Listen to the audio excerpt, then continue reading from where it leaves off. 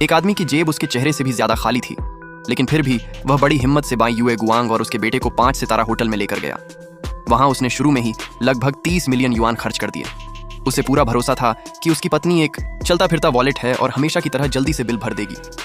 जैसे ही उसकी पत्नी अंदर आई, वह घमंड से मेज थपथपाकर बोला कि पहले कटोरे में बचे हुए डंपलिंग खत्म करो और फिर फ्रंट डेस्क पर जाकर सारा बिल चुका दो। लेकिन आज उसकी पत्नी पहले जैसी आज्ञाकारी नहीं रही थी, क्योंकि वह जैसे दोबारा जन्म लेकर आई थी। पिछले जन्म में उसने अपनी सारी जमा पूंजी पति पर खर्च कर दी थी।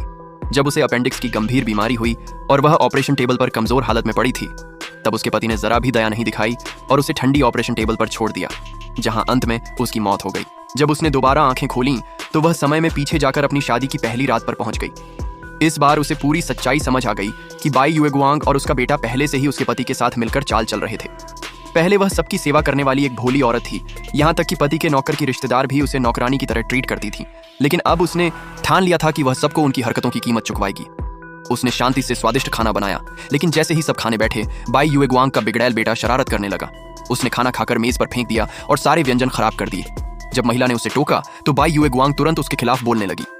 पति का चेहरा गुस्से से काला पड़ गया, लेकिन इस बार महिला झुकी नहीं।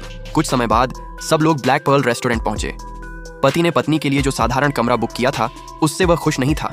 इसलिए बाई युए गुआंग के उकसाने पर उसने उसे सीधे वीआईपी टेबल में अपग्रेड कर दिया, जिसकी शुरुआती कीमत ही 1 लाख युआन थी।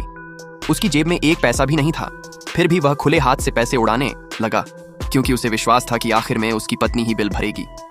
महिला चुपचाप एक तरफ बैठी रही, क्योंकि वह जानती थी कि अगर किसी को बुरी तरह गिराना हो तो पहले उसे ऊंचाई तक चढ़ने देना पड़ता है। तभी बाई युए गुआंग का बेटा फिर शरारत करने लगा। उसने महंगा बोस्टन लॉबस्टर जमीन पर फेंक दिया। मैनेजर डांटने आया, लेकिन पति ने घमंड से कहा कि ये तो बस कुछ लॉबस्टर ही हैं, चाहूं तो सब खरीद सकता हूं, और तुरंत 5 मिलियन फेंक दिए। इसके बाद बच्चे ने रेस्टोरेंट का एक कीमती एंटीक भी तोड़ दिया और पति ने बिना पलक झपकाए 3 मिलियन और दे दिए, क्योंकि उसे लगा कि अंत में उसकी पत्नी ही भुगतान करेगी। आखिर में मैनेजर बिल लेकर आया, तब जाकर उसे अपनी पत्नी याद आई। उसने मेज थपथपाई और घमंड से कहा, लिंजिशिया, मैं तुम्हें आधा कटोरा मशरूम सूप इनाम में देता हूँ। इसे खत्म करो और फिर बिल चुका दो। मुझे और किंग शुए को मेरे माता पिता की याद में समारोह में जाना है।